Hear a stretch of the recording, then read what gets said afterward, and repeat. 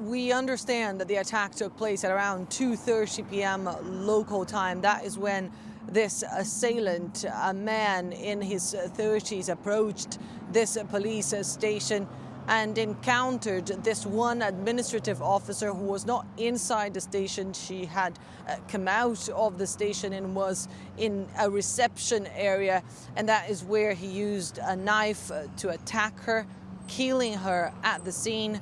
Her colleagues, police officers at the station, then shot at the assailant, killing him as well. We understand, of course, that that investigation has been opened, and the counter-terrorism prosecutor have announced that they are going to be looking into this case for a series of reasons, notably something that the assailant must have said during the attack, but also because of the fact that the assailant has reportedly looked into the police station, has come to the police station prior to the attack. As you mentioned there, the Prime Minister, Jean Castex, rushed to the scene, and the French President, Emmanuel Macron, has been speaking about it via Twitter. He's actually coming back from Chad, from a trip to attend the funeral of the deceased president of Chad, Emmanuel Macron, who's been talking about his resolve, the country's resolve,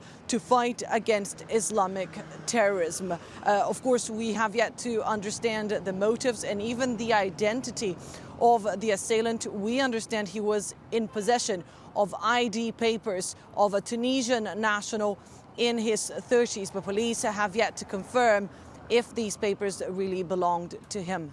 Per? So, Annalise, police have faced attacks in the past. Is violence against the police on the rise?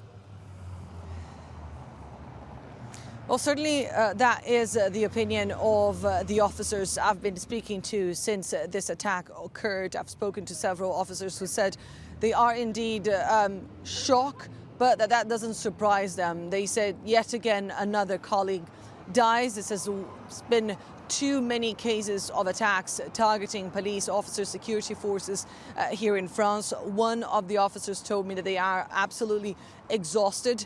They have faced, of course, terrorism, but also the yellow vests and several other movements here in France. Now, with the COVID-19 pandemic, they are the ones on the front lines trying to make sure people respect the restrictions in the country. He said that they absolutely need more personnel and more means to protect the country. Jean Castex said that France today lost an everyday hero. And another elected official from the region spoke about the fact that France had lost one of its faces. Basically, she used the expression that police officers all over France are a symbol of this country. They represent France. This is going to be a very political affair. This is going to be part of the political debate, Per, because we are, of course, 1 year away from presidential elections here in this country, and what we are seeing happening now is a major discussion among political officials from all sides, including Marine Le Pen, the leader of the far right, one candidate perceived to be as one of the strongest opponents to Emmanuel Macron if he indeed runs for re-election next year. She said she will run. Marine Le Pen, who said she doesn't understand why a man who was illegal here in France for 10 years can be regularized. She talked about fighting against irregular migration, illegal migration, and more importantly said that if we don't do more to tackle Islamist terrorism, we are going to continue to cry. France will continue to cry lost officers. So a very charged political speech there, one that we are seeing right now all over French media while this debate goes on. Of course, there's still much to know about just exactly what happened, what the motivations of this attack were, and indeed if that suspect, that assailant, was acting alone.